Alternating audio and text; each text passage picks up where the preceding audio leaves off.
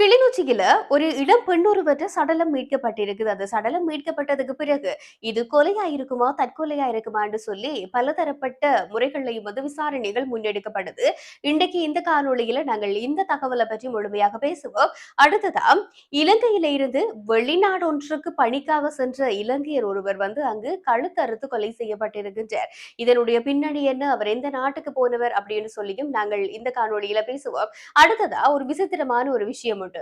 13 வயது இருக்கிற ஒரு சிறுமி ஒருவர் தன்னுடைய தாயார் தன் காதலுக்கு எதிர்ப்பு தெரிவிக்கிறார். அப்ப தாயார் இருந்தா தானே பிரச்சனை என்று சொல்லி போட்டு தாயாரை கொல்ல முயற்சித்த சம்பவம் ஒன்றும் நடந்திருக்குது. இதை பற்றியும் பேச போறோம். அடுத்ததா, இப்ப சமீபத்திய நாட்கள்ல கொஞ்சம் பேசு பொருளாகிற விஷயம் என்னன்னா, ஒரு யுவதி ஒருவர், அதாவது ஒரு தாதிய உத்தியோகத்தரா பணியாற்றுற ஒரு பெண் ஒருவர் ஒரு கடன் ஒன்றை பெறா ஒரு ஆன்லைன் மூலமா அந்த கடனை திருப்பி செலுத்த முடியாமல் அவ உயிரிழந்த சம்பவம் நடந்திருந்தது. உண்மையில இதுக்கு பின்னால என்ன விஷயம் இருக்குது, அவ எங்க இருந்து அந்த கடனை வாங்கினவா அப்படின்னு சொல்லி இன்றைக்கு நாங்க முழுக்க முழுக்க இந்த காணொளியில பேசுவோம். காணொளிக்கு போறதுக்கு முதல்ல யாராவது முதல் தடவை அங்கட சேனலை பாக்குறீங்கன்னா மறக்காம சப்ஸ்கிரைப் பண்ணிட்டு பாருங்கன்னு சொல்லிக்கொண்டு இன்றைக்கு காணொளியோட இணைஞ்சு பேசுறேன். நான் சுதர்ஷினி சசிகரன். பதுள பிரதேசத்துல 23 வயது இருக்கிற ஒரு தாதிய பெண் ஒருவர், அதாவது தாதியா பணிபுரிஞ்சு கொண்டிருக்கிறார். அவருடைய பேர் ஹிமாயா செவ்வந்தி. இப்படி பணிபுரிந்து கொண்டிருந்த பெண் என்ன செய்யறான்னு சொன்னா, இந்த ஆன்லைன்கள்ல எங்களுக்கு இந்த நாங்க பிளே ஸ்டோர்ல போய் டவுன்லோட் பண்ணி யூஸ் பண்ற ஆப்புகள் மாதிரி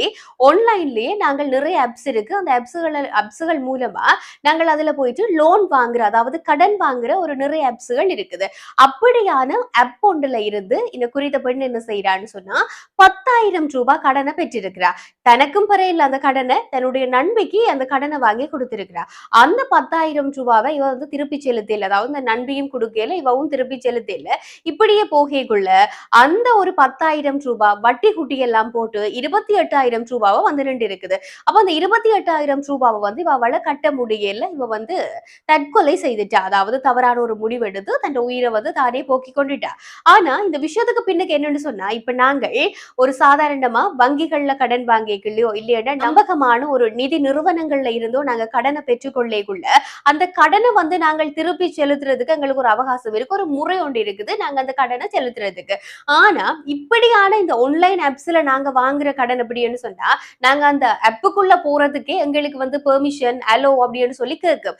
அவங்களுடைய அந்த டேர்ம்ஸ் அண்ட் கண்டிஷன்ஸுக்கு எல்லாம் நாங்கள் ஓகே பண்ணி தான் கீழே அக்ரி பண்றோம். அத மாதிரி அவங்க கேட்கிற ஒவ்வொன்றுக்குமே நாங்கள் அலோ அலோ ஒன்று கொடுக்கிறோம். ஆனா அந்த அலோ அலோ ஒன்று கொடுக்கக்குள்ளேயும் அந்த பெர்மிஷன்ஸுக்கு எல்லாம் நாங்கள் ஓகே பண்ணக்குள்ளேயும் அவங்கள்ட்ட அந்த டேர்ம்ஸ் அண்ட் கண்டிஷன்ஸை முழுக்கவே நாங்கள் வாசிச்சு பாக்குறேன். இல்ல அதுல என்ன குறிப்பா குறிப்பிட்டு இருக்குன்னு சொல்லி சொன்னால், உங்களுடைய தொலைபேசியில இருக்கிற தொடர்பு இலக்கங்கள், உங்களோட தொலைபேசியில இருக்கின்ற புகைப்படங்கள், அதாவது உங்களோட தொலைபேசியில இருக்கிற முழு விஷயத்தையும் அந்த ஆப் தாங்க அக்சஸ் பண்றதுக்கு நாங்க அலோவ் பண்றோம். அப்படித்தான் இந்த பெண்ணும் எல்லாம் அலோவ் பண்ணி இருக்கிறா. அப்ப என்ன நடந்திருக்குன்னு சொல்லி சொன்னா, இவ எல்லாமே அலோவ் பண்ணியாச்சு, அலோவ் பண்ணி அந்த ஆப்புக்குள்ள போயாச்சு, லோன் எல்லாம் எடுத்தாச்சு.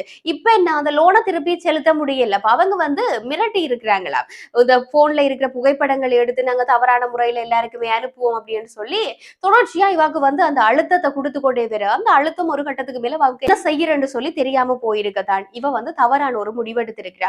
ஆனா இந்த பெண் ஒரு தவறான முடிவு எடுக்கிறதுக்கு முதல்ல யோசிச்சிருக்கலாம். இது பற்றி நாங்க சைபர் கிரைம்ல முறைப்பாடுகளை செய்யலாம், இல்லைன்னு சொல்லி சொன்னால் எங்களுக்கு தான் போலீஸ் ஸ்டேஷன்ஸ் இருக்குது, போலீஸ் ஸ்டேஷன்ஸ்ல போய் முறைப்பாட கொடுக்கலாம், இப்படி என்று சொல்லி பல வழிவகைகள் இருக்கேக்குள்ள தொடர்ச்சியா இதுக்கு ஒரு தீர்வு தற்கொலை தான் அப்படின்னு சொல்லி நினைத்தது ஒரு மிகப்பெரிய முட்டாள்தனம் அப்படி என்றுதான் நாங்க சொல்ல வேண்டும். ஆக இப்படியான ஆப்ஸ்களை யூஸ் பண்ற ஒரு ஆளா நீங்களும் இருப்பீங்கன்னு சொன்னா கட்டாயம் இதுல இருந்து அவேர்னஸா இருந்து கொள்ளுங்க. கிளிநொச்சி மாவட்டத்திற்கு உட்பட்ட ஆணையிறவு தட்டுவன்கொட்டி என்ற ஒரு பகுதியில ஒரு 36 வயசு இருக்கிற இளம் பெண் ஒருவருடைய சடலம் ஒன்று அந்த இடத்துல இருந்து மீட்கப்பட்டிருக்கு. அதாவது அங்க இருக்கக்கூடிய ஒரு பேருந்து தரிப்பிடம் போன்ற ஒரு இடத்துல இருந்துதான் அந்த சடலம் என்றது மீட்கப்பட்டிருக்குது. உண்மையில இப்ப சடலத்தை மீட்டாச்சு, போலீசார் விசாரணைகளை தொடங்கியாச்சு. இந்த ஒரு சம்பவத்துக்கு பின்னால இது கொலையா இருக்குமா இல்லையா தற்கொலையா இருக்குமான்னு சொல்லியும் போலீசார் விசாரணைகளை தொடங்கி இருக்கிறோம். அதோட இந்த பிரேதமும் வைத்தியசாலைக்கு கொண்டு கொண்டு போகப்பட்டாச்சு. இனி உடற்கூற்று பரிசோதனைகள் நடந்ததுக்கு பிறகுதான் தெரிய வரும். இது வந்து என்ன கொலையா இல்லையோன்னு சொன்னா தற்கொலையா அப்படின்னு சொல்லி தெரிய வரும். அதன் பிற்பாடாக போலீசார் இந்த விசாரணைகளை முடுக்குவார்கள் என்றதுல எந்த ஒரு சந்தேகமும் இல்ல. இந்த சங்குப்பட்டி விவகாரம் ஒன்று நடந்ததுக்கு பிறகு உண்மையில சரியான ஒரு பதற்றமா தான் இருக்குது. ஒருவேளை இப்படி மரணங்களை பார்க்கல இது அப்படி இருக்குமோ இது இப்படி இருக்குமோன்னு நிறைய ஊகங்கள்ல கதைக்க வேண்டி இருக்கு. ஆக மொத்தத்துல எந்த ஒரு ஊகத்திலையும் நாங்கள் பேச வேண்டிய தேவை இப்போதைக்கு இல்ல.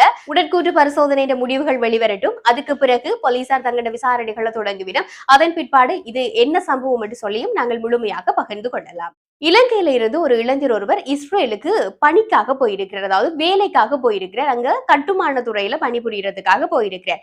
அதுவும் குறிப்பவாதம் என்று சொல்லி சொன்னால் அவர் வந்து திருட்டுத்தனமாக அந்த நாட்டுக்கு போக இல்ல. இலங்கையில இருந்து இலங்கையினுடைய அனுமதி பெற்ற விசாவோட தான் அவர் அந்த நாட்டுக்கு வந்து பணிக்காக போயிருக்கிறார். 38 வயது இருக்கிற ஒரு இளைஞர் ஒருவர் காலி பிரதேசத்தை சேர்ந்தவர். இப்படி போகக்குள்ள இந்த இளைஞர் வந்து அங்க இஸ்ரேல் நாட்டுல வந்து கொலை செய்யப்பட்டிருக்கின்றார். அதாவது ஒரு கொடூரமான முறையில கழுத்தறுத்து கொலை செய்ய செய்யப்பட்டிருக்கிறார். அப்ப இது தொடர்பான விசாரணைகளை எல்லாம் இஸ்ரேலிய அரசாங்கம் முடுக்கி இருக்குது.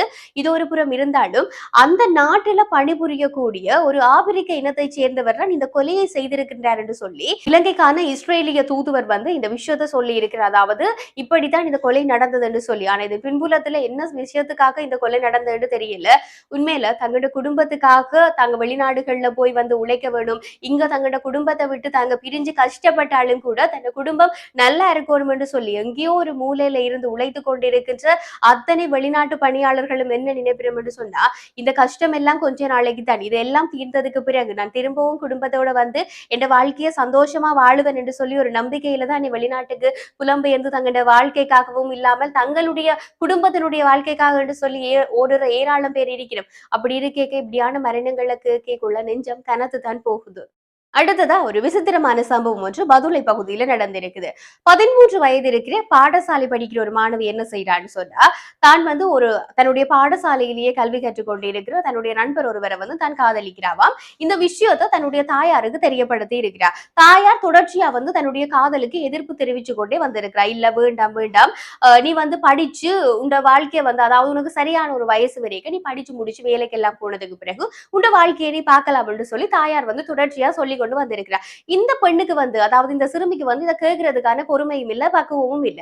அப்ப என்ன செய்திருக்கிறா, அம்மா உயிரோட இருக்கிற வரைக்கும் தான் எனக்கு இப்படி தொடர்ச்சியா சொல்லி கொண்டிருப்பா, அம்மா இல்லையென்று சொன்னா எந்த பிரச்சனையும் இல்லையென்று சொல்லி கடந்த 11ஆம் தேதி என்ன நடக்குன்னா தாயும் மகளும் உறங்கி கொண்டிருந்த நேரத்துல இந்த மகள் தாய்க்கு வந்து மண்ணெண்ணெய் ஊத்தி தாயை வந்து கொளுத்தி இருக்கிறா. இதுக்கு பிறகு உடனடியாக அங்க இருந்தவ எல்லாரும் வந்து தாயை மீட்டு வைத்தியசாலையில அனுமதிக்கப்பட்டிருக்கு. இதுக்கு பிறகுதான் சம்பவம் தொடர்பில் அந்த சிறுமியை அழைச்சு விசாரிக்கைக்குள்ள சிறுமி எல்லா விஷயத்தையும் ஒப்புக்கொண்டுட்டா. இதுதான் நடந்தது சொல்லி, ஏன்னா சின்ன பிள்ளை தானே பயந்து போயிட்டா. அப்ப எல்லா விஷயத்தையும் சொல்லிட்டா, நான் தான் செய்தனா இதுதான் காரணம் என்று சொல்லி போலீசாரிட்ட சொல்லிட்டா. இப்ப அந்த சிறுமி வந்து கைது செய்யப்பட்டிருக்கிறார். தாயார் வந்து வைத்தியசாலையில அனுமதிக்கப்பட்டிருக்கிறார். இப்ப 13 வயசுல எல்லாம் நாங்கள் படிக்கிறதும் இல்லைன்னு சொன்னா ஏதாவது நல்ல சாப்பாடு சாப்பிடணும் அப்படின்ற மாதிரி தான் மனநிலை இருந்தது. ஆனா இப்ப 13 வயது பிள்ளைகள் வந்து கிரிமினல் அளவுக்கு யோசிக்கிற அளவுக்கு இருக்குன்னு சொல்லி சொன்னால் என்னத்தை சொல்லதான் நாங்கள் பெரும்பாலும் இருக்க வேண்டும். அப்ப வீட்டுல இருக்கிற பிள்ளைகளை வந்து இப்ப கண்ணும் கருத்துமா பார்க்க வேணும்ன்றது வந்து பெரிய விஷயமா போயிட்டுது.